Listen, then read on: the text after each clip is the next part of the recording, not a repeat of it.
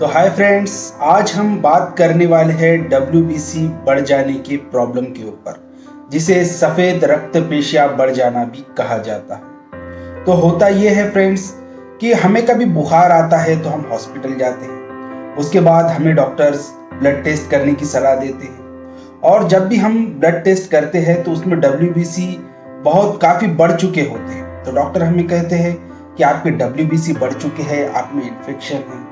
तो आज हम इसी प्रॉब्लम के बारे में बात करने वाले हैं कि WBC बढ़ने की वजह से क्या हो सकता है और क्या कारण है इसके कि WBC बढ़ जाते हैं, और इससे हम ट्रीटमेंट कैसे कर सकते हैं।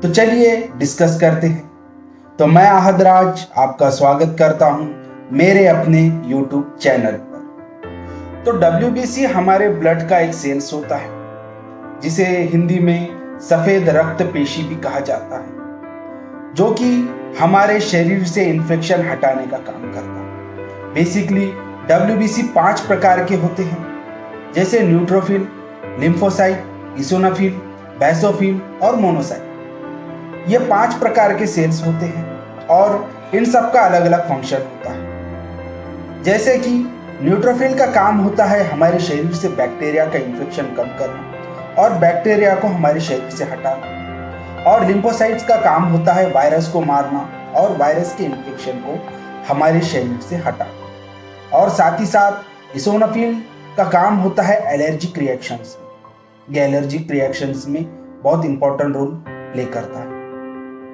और हमारे जो WBC है उसकी नॉर्मल रेंज होती है 4000 से तो 11000 के भीतर। तो आइए बात करते हैं इसके कारण की। तो हमारे शरीर में WBC आखिर क्यों बढ़ जाती है?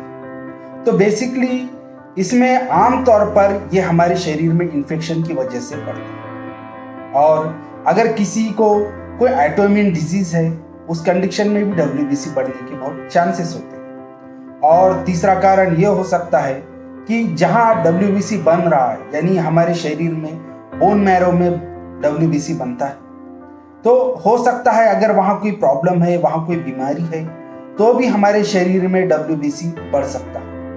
और उसका तीसरा कारण ये हो सकता है, यानी चौथा कारण, कि अगर हम कोई लंबे समय से कोई मेडिसिन्स ले रहे हैं, कोई दवाइयाँ ले रहे हैं, तो उसके रिएक्शंस के वजह से भी WBC बढ़ सकता है। लेकिन आम तौर पर जो WBC बढ़ने को हमें देखने मिलता है, तो वो मिलता है इन्फेक्शन की वजह से, जैसे कि किसी को निमोनिया हो गया या टाइफाइड हो गया, या और भी कई बीमारियां हैं, या और भी कई इन्फेक्शन है जो कि वायरस के और बैक्टीरिया के हो सकते हैं।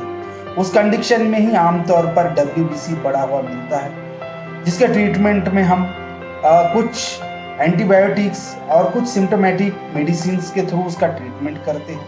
अगर पेशेंट में WBC काफ़ी हद तक बढ़ चुके हैं तो उसे IV फ्लूइड यानी कि सलाइन के थ्रू उसका ट्रीटमेंट किया जाता है। और अगर पेशेंट में थोड़े मात्रा में, मतलब कि अगर से बड़े हैं, तो कुछ ओरल मेडिसिन से भी उसका ट्रीटमेंट किया जाता है।